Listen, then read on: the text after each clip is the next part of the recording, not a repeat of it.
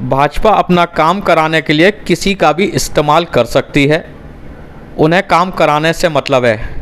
अलीगढ़ में बोली सुमैया राणा।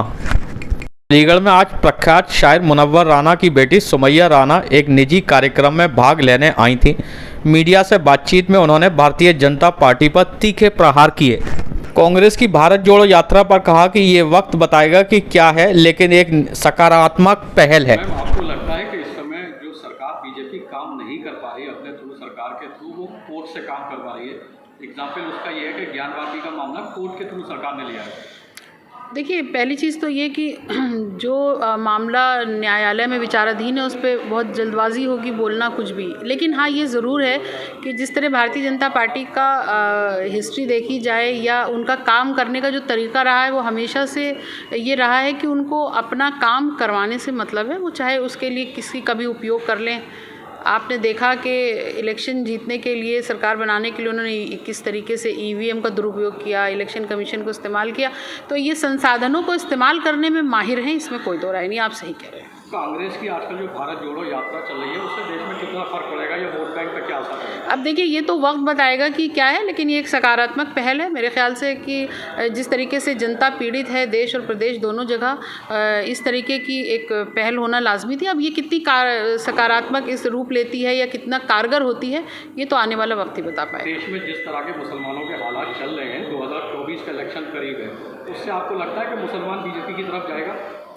अब देखिए, ये भी कहना कोई बहुत आसान काम नहीं, लेकिन मुझे नहीं लगता है, क्योंकि बीजेपी अगर एक विज़न पे काम करती, वो विज़न देश हित में होता, वो बेरोज़गारी हटाने के लिए होता, वो नौकरियों को दिलाने के लिए होता, महंगाई घटाने के लिए होता, तो यकीनी तौर पर ऐसा नहीं है कि मुसलमान बीजेपी से नहीं जुड़ता। लेकिन आए दिन ये थोड़े दिन पे हिजाब, नकाब और मंदिर मस्जिद की बात करते हैं, तो मुझे नहीं लगता कि मुसलमान इनकी तरफ बहुत ज़्यादा आकर्षित होने वाला है। 2024 में मुसलमानों की क्या रणनीति रहेगी बीजेपी को लेकर? अब देखिए, ये भी कहना अभी जल्दी होगी, लेकिन हाँ, ये है कि बीजेपी को लेकर तो मुझे नहीं पता, लेकिन ये बात ज़रूर तय है कि ऐसी ताकतों को सत्ता दिलाने की कोशिश करेगा मुसलमान जो देश के बारे में सोचे, देश के संविधान के बारे में सोचे, और देश में जो हालात हैं इस वक्त बिल्कुल आपाधापी के मचे हुए हैं, उसको हटाने के लिए हमेशा से जो कदम उठाते आई है, लोग उसी तरीके का कदम उठाएंगे। बीजेपी लगातार एक बयानबाजी करती है कि अयोध्या का काम हो चुका है, भारत और काशी और वो बाकी है। जो काम कोर्ट ने किया उसको भी उन्होंने अपने ऊपर ले लिया। समाजवादी के द्वारा दिए हुए कामों के फीते काट के और MOU करके इन्होंने अपने नाम किए। वो एक कोर्ट का फैसला था, कोर्ट के फैसले का सबने सम्मान किया, क्योंकि हम देश के बारे में सोचते हैं। और जो कोर्ट ने जब हम पहले दिन से कह रहे थे कि कोर्ट जो फैसला देगी वो हमारे लिए सर्वोपरि होगा, और हमने वही करके दिखाया। और कोर्ट से ऊपर कुछ भी नहीं है, न्यायपालिका से ऊपर कुछ भी नहीं। बीजेपी के मुसलमानों की मजबूरी बनती जा रही है, आगे चुनाव में रोक होगा मुसलमानों का 2024 में? मुझे बिल्कुल नहीं लगता है। मेरा अपना नज़रिया पूछे तो ऐसा बिल्कुल भी नहीं है। मुसलमानों का नज़रिया जो अगर देखा जाए, मजबूरी कोई नहीं, हाँ प्राथमिकता ज़रूर रही है कि देश किस तरह चलना चाहिए, लोगों को किस तरीके से उनका हक मिलना चाहिए, इस पर बात होती है। टीवी चैनलों पर ज़्यादातर एक हेडलाइन आपने देखी होगी, मदरसों का सर्वे हो रहा है आजकल, और 12 बिंदुओं पर बीजेपी सरकार प्रदेश की बिंदुओं पर सर्वे करवा रही है। उसमें एक बड़ा बिंदु ये भी है कि मदरसों का पैसे का स्रोत क्या है, इसको किस तरह से लेती है, होना चाहिए मदरसों का? देखिए, जब बहुत देशव्यापी आंदोलन चल रहा था CNRC का, जिसको मैं घंटा घर लीड कर रही थी, उस वक्त में भी आरोप लग रहे थे कि ये पैसा कहाँ से आ रहा है, कौन चला रहा है। तो इनकी मंशा पे मैंने कई डिबेट्स में इस बात को बोला कि अगर ये सर्वे करा रहे हैं और सर्वे में अगर ये निकल के आता है कि जितना पैसा जो बच्चों के लिए जा रहा है, वहाँ के तलबा के लिए जा रहा है, वो इस्तेमाल कैसे कहाँ होना चाहिए,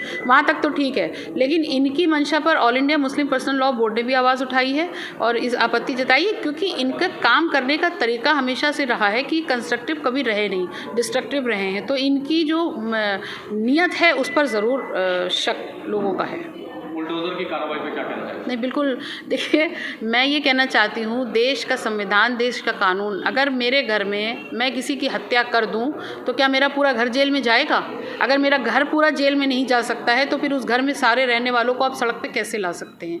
जिसके खिलाफ मुकदमा हो, जिस पर आपको लगता है कि इसने उपद्रव किया हो या इसके ऊपर NSA लगना चाहिए या देश विरोधी इसने गतिविधि की है, तो उस पर्टिकुलर के साथ आप करिए। आप ईंट और कंक्रीट से बने मकान पर आप जिस तरीके से बुलडोज़र चढ़ा रहे हैं, ये बिल्कुल बदला लेने की भावना या आप अपनी भड़ास निकालने की भावना से काम कर रहे हैं। बार बार कहा जा रहा है कि अखिलेश जी मुसलमानों के लिए आवाज़ नहीं उठा रहे हैं। नहीं, ये तो क्लियर हो गया। ये एक अफवाह थी जो कुछ दिन चली, लेकिन उसके बाद राष्ट्रीय अध्यक्ष अखिलेश यादव ने जिस तरीके से आगे आकर के, चाहे मोहम्मद आज़म खान साहब हों या और भी तमाम ऐसे मुद्दे हों जिस पर बात की है, तो वो अब वो अफवाह थी, वो उड़ गई, वो उसका कोई अस्तित्व नहीं है।